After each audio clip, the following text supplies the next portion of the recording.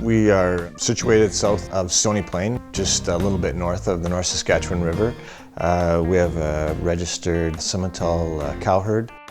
We run between 250 and 300 cows, and we have a bull sale yearly.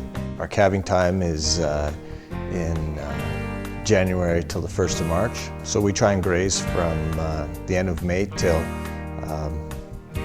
we like to get to November, but sometimes that's tough, and then we move to swath grazing and try and swath graze for 70-80 days just before calving.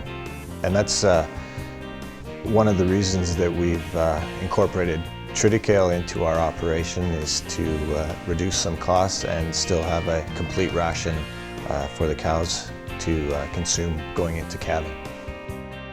We have fed developing open heifers to late gestation cows. I think it is a very compatible ration from the standpoint of meeting nutritional demands.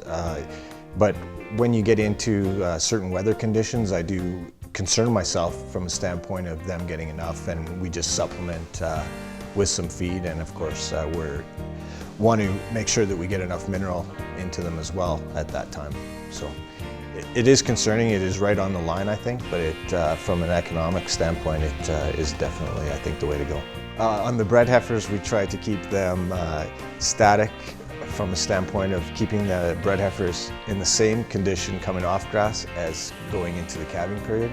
So we don't want to lose any weight, but we certainly want to try and maintain them.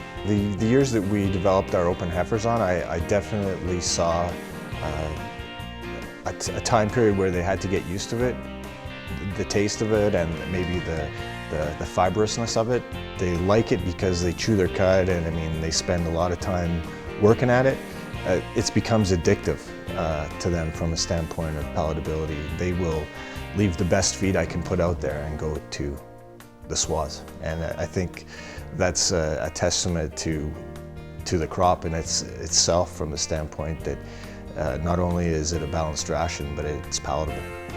It certainly looks like it's a better ration in the swath from the standpoint there's some fineness to it, there's a little bit more leaf, and maybe it balances out the head to plant ratio from the standpoint of their consumption.